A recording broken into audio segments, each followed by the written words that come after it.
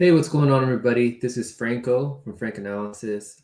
I haven't done one of these videos in a long time, like videos that are about the news or like stuff that's going on in the world. But I felt like this was a really important topic that I had to make a video about because I don't see enough people um, putting the pieces together or talking about um, like the background of this topic here that we're going to get into. X or Twitter to become pay only. And again, what is everybody missing about this? So if again, I want to get into the background, like how did we get here? How likely is this to happen? I also want to know what your thoughts are about how likely this is to happen. But pretty much, I'm going to share with you guys the article. And man, it's been a while since I've done one of these. I'm still gonna like again, the main focus still is like book reviews, spirituality, psychology, and all that. And there's probably gonna be some of that here in this video also, right? Part of that spirituality is being aware of what's going on in the world. And now, here it is. This is from Axios. Uh, so Musk says X will charge everyone to use the platform. All right. So again, this video is going to be more of a topic opener. All right. The pay only feature for Twitter, it's not set in stone yet. So as time passes, more information will come out and then we can revisit this. But people were upset with Twitter. People were upset, rightfully so. We were upset with the censorship of Twitter. We were upset with the algorithm. We were upset with the shadow banning. We were upset with the labeling of, oh, Russian affiliated news or Iranian affiliated news or affiliated user or outlet or whatever it was that they were labeling it as for like RT and RT journalists and all that. And if they're going to be fair, if they're going to indicate that as like, oh, like this is going to be a biased person or a biased outlet, then they should also label um, MSNBC, Fox News, and all these other US corporate outlets as US corporate affiliated news or something like that, so that the users will be aware of just how biased those outlets also are. Probably more so, right, than some of these alternative news outlets. But yeah, let's go into this. So he said on Monday, Elon Musk, people again, so people thought that Elon Musk was going to save Twitter. There was a lot of people, unfortunately,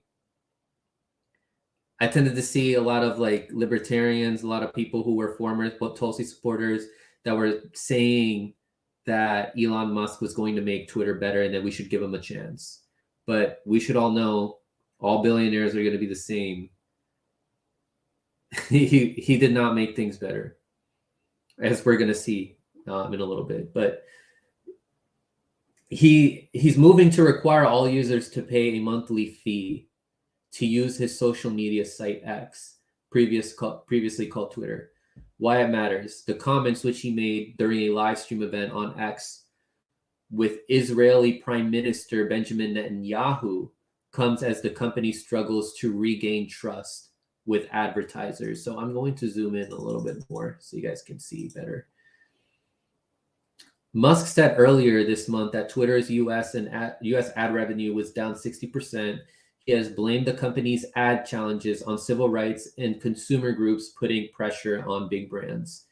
I want to add that Twitter has become like, I just scroll down a little bit. Each time I scroll down just a little bit, I see another ad and then another ad and another ad. It wasn't like that before.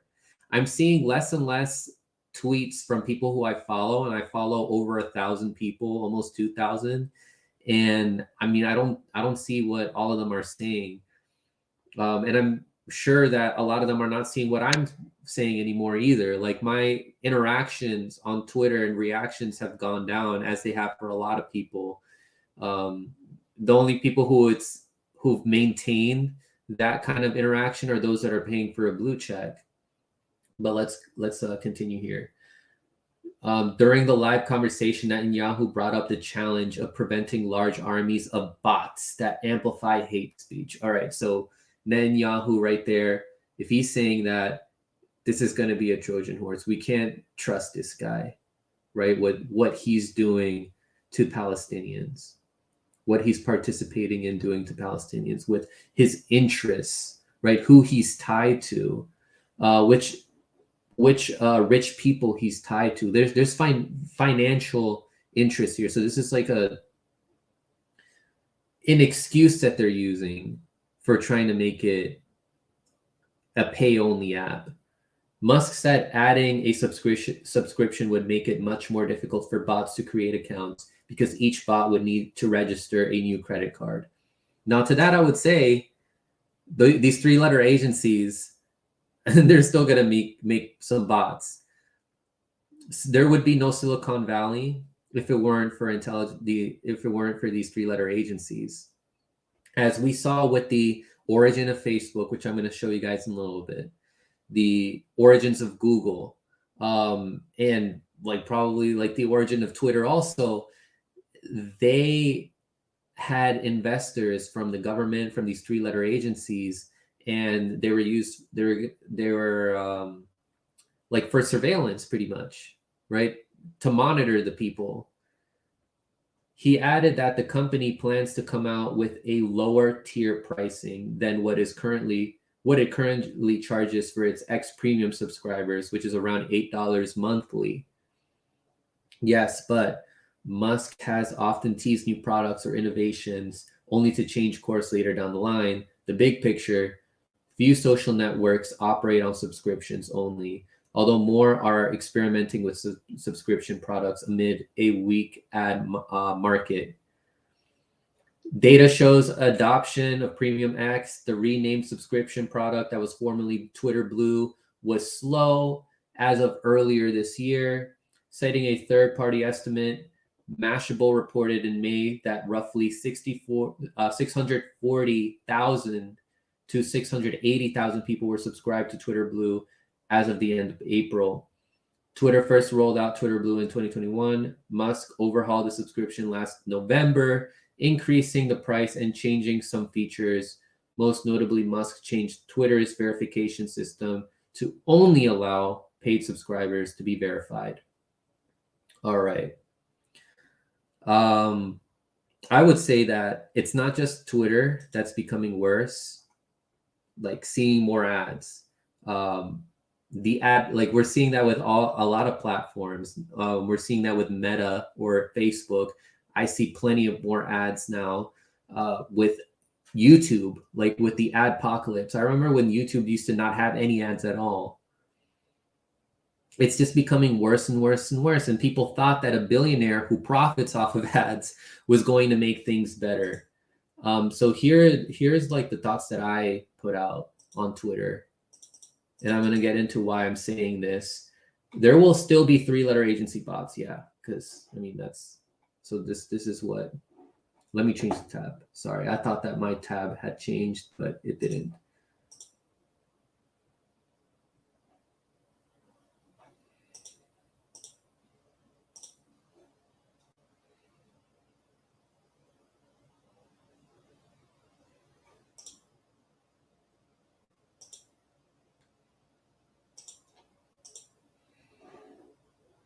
So yeah, I was commenting on the article and I quote retweeted it, or quote posted, whatever it's called. By the way, this is exactly the type of tactic the ruling class and three-letter agencies would come up with to rid people from an online space where they can discover more information and engage in political discourse. Like, there's going to be people that are definitely not going to want to be on Twitter anymore, and like they're not going to get that political engagement anymore from people who are outside of their community. An advantage that Twitter and some of these other social media platforms have is that you can discover information that you otherwise wouldn't have come across were you to just only be talking to people in your community. And that's not to say that it's not important to talk to people in your community. It surely is. But you can pick up that information from Twitter and then deliver that to people in your community to help make a more informed community, and thus a more informed society in the long run. Elon Musk was the puppet / Trojan horse they used. And so many of you fell for it. So many easily duped people defended him and thought this would be better. Twitter is worse now than before. We still have shadow banning. We see less people we follow on our timeline, and we see more ads. And so many people in the alt media space who should know better fell for the water tester that was paid for a blue check. For that, like,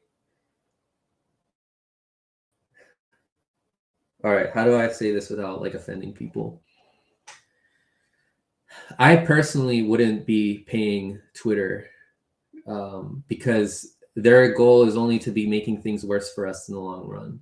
All right, like paying for a blue check to get more engagement and to get your word out there more, that is such a myopic, like short-term benefit for yourself, like to get things like out there for yourself, because they're still going to do everything in their power to try to limit information that threatens them, limit information that exposes them.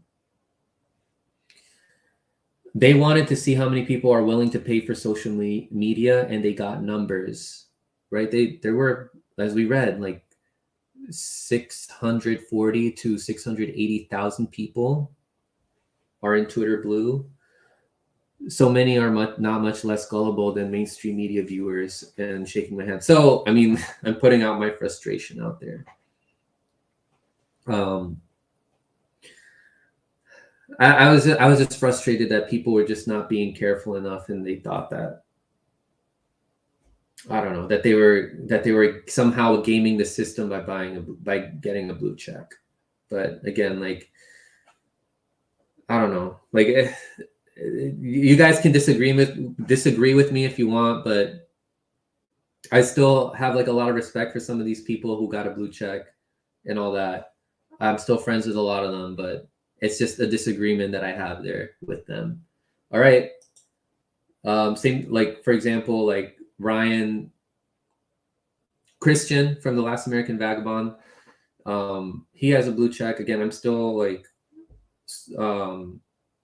am thankful about a lot of the information that he's put out there for us. But again, like it's a disagreement that we have about the blue check. But as he's showing us, like, there's still a shadow banning that's happening here. And this is specifically about an article that Robert Inlakesh had put out about how Israel threatens a multi-front war to distract from its failures. All right, so this was being shadow banned. So let's take a listen here. 1 second.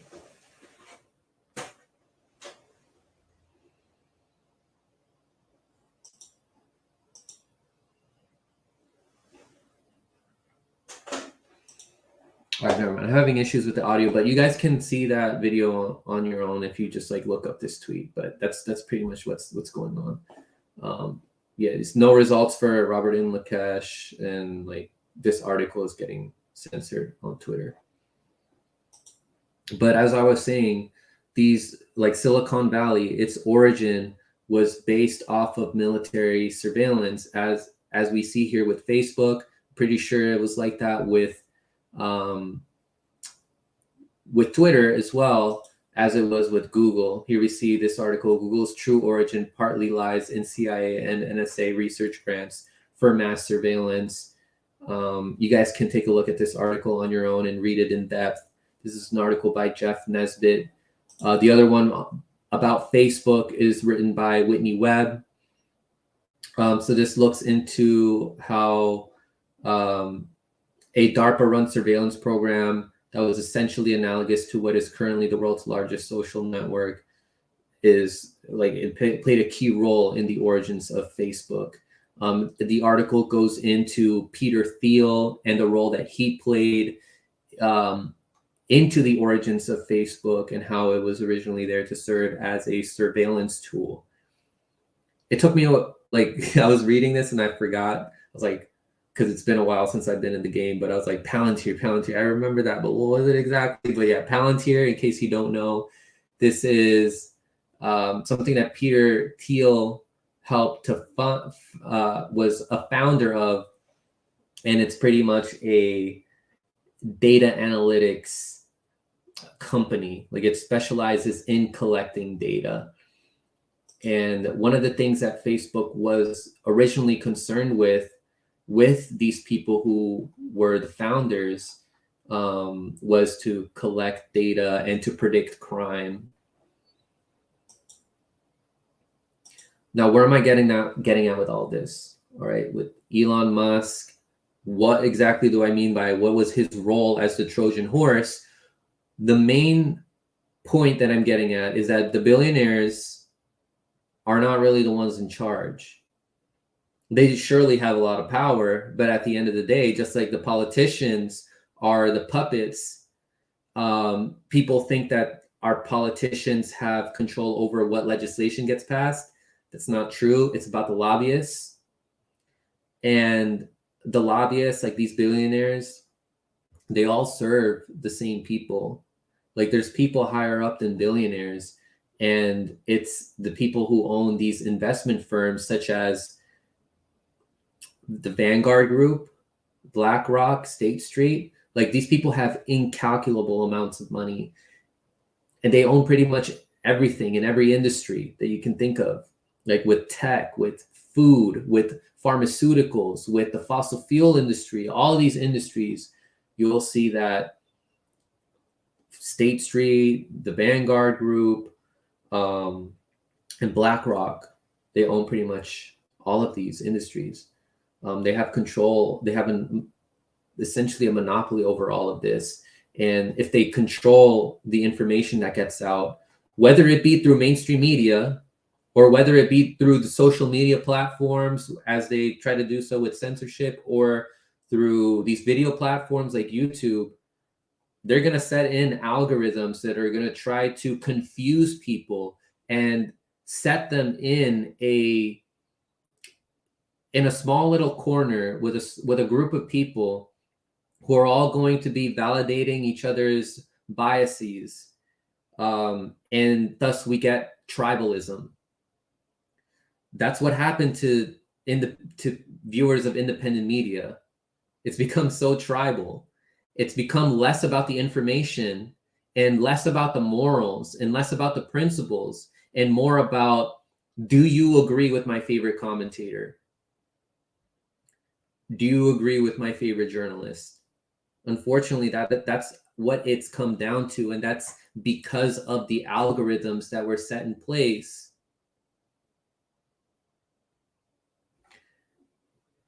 Yes, people are becoming more informed about things, but then at the same time, they get confused. And though they may be informed about one topic, they mainly go to one source of information or a few sources of information that are wrong about other things. Like one outlet may be really good on foreign policy and exposing the US, but then that very same outlet may be wrong about other things. Maybe some of those journalists bought into the Rona narrative, or some of those journalists aren't talking about how some countries are doing the same thing as the US or are working with the US, and then people think that those countries are fighting against the US. Like these billionaires, like they're all working for the same people. That's why, like, people who are high up on the Vanguard Group and BlackRock, they're not in the public image. You don't see them on Forbes magazine or anything like that. The billionaires are there. They're the ones that people put their focus on. The Elon Musks, the Jeff Bezos, the Bill Gates, those people.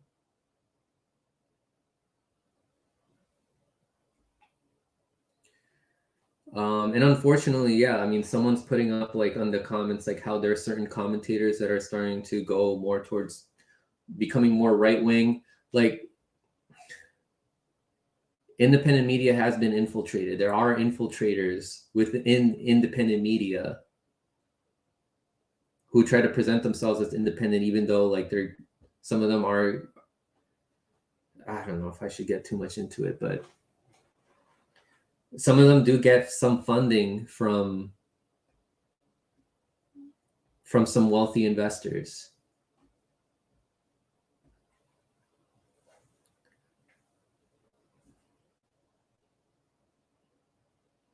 And like, yeah, like I said, I'm not gonna get too much into it, but we, on several different fronts, people who are on YouTube have been infiltrated, whether it be people on the right, people like Tim Pool and all that.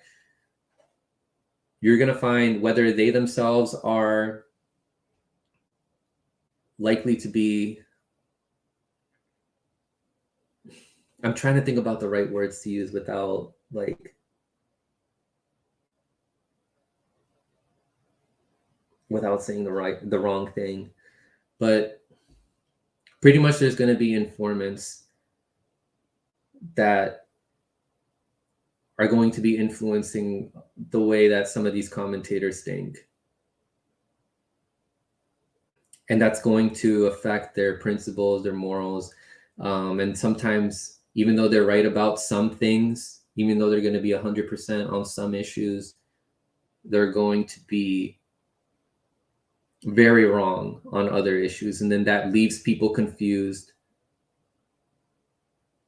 And then that leaves people really adamant about these positions because their favorite commentator has those positions.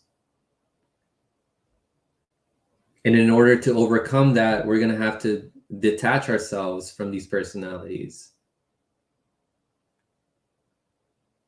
and to just make it about the information, and be questioning everything that you hear from anyone. Like, even things that I tell you, you're going to have to question that.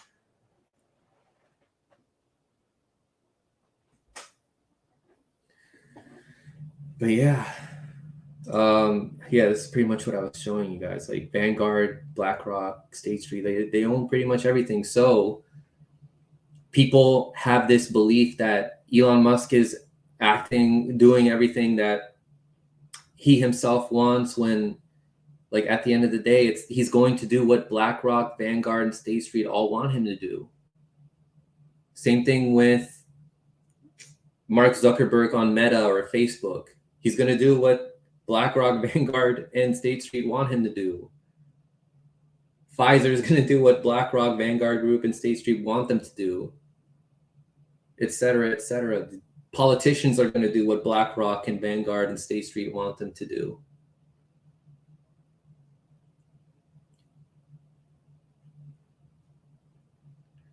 But yeah, that is pretty much what I was trying to get at.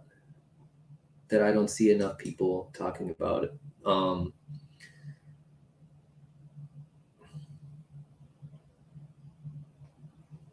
The illusion that there's teams out there, that some of them have your best interest in mind. Like, we know that about the Democrats and the Republicans. And if you don't know that, then like, I mean, they're both those parties are owned by the same lobbyists. It's just different tactics that are used depending on who's in power at the moment. Like, whether it be Joe Biden, or power, right? Because it's an illusion. Like, it's not, they're not actually in power. The ones who fund them are in power.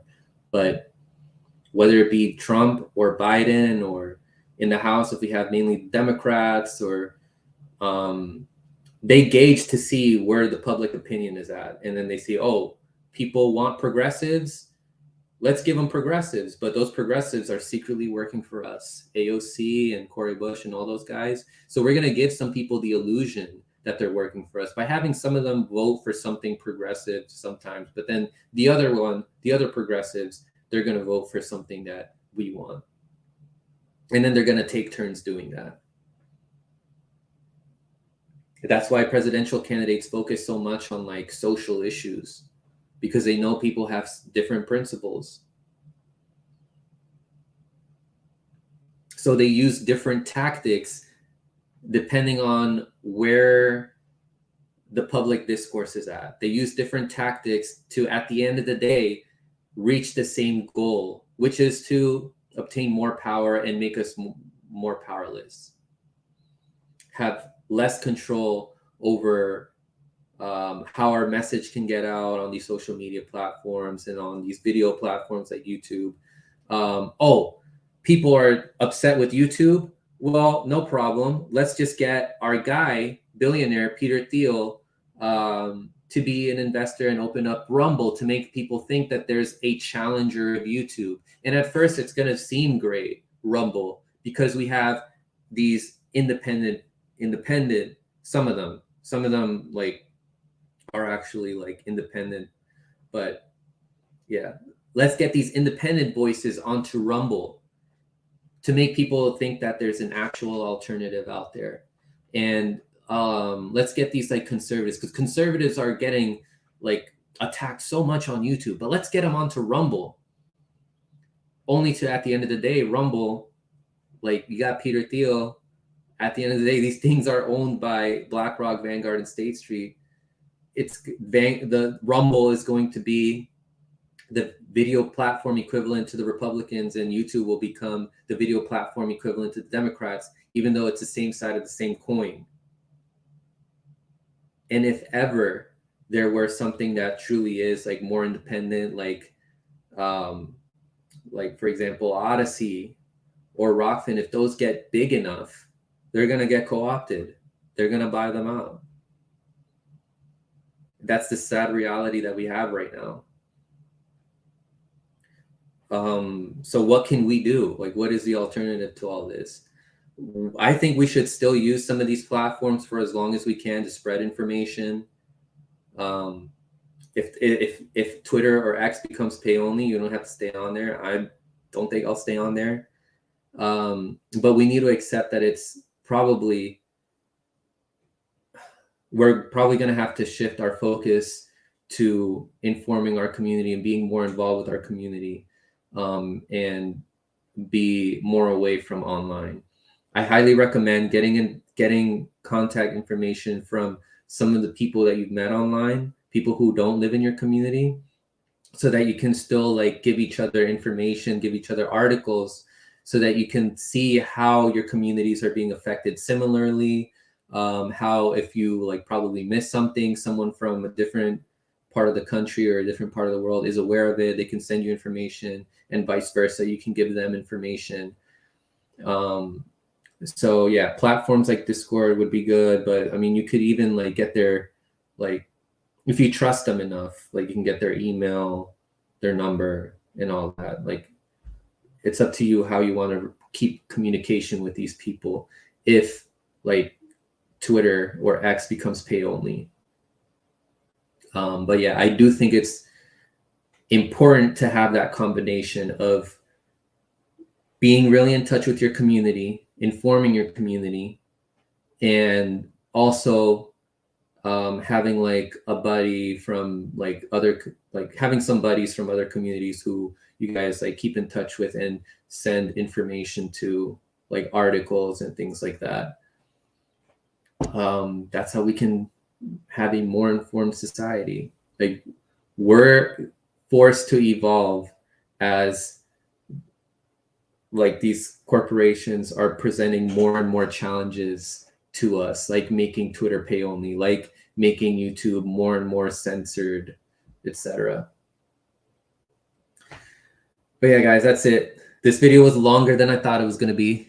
It has been a long time since I've done one of these like news type videos, but again, I felt like there was some information that I gave you guys that isn't being discussed enough by others. As I've been like just browsing a little bit through Twitter and through just like looking at the title of some of the videos, I don't know if to call them like former colleagues have been putting out on independent media. All right, guys. As always, stay informed.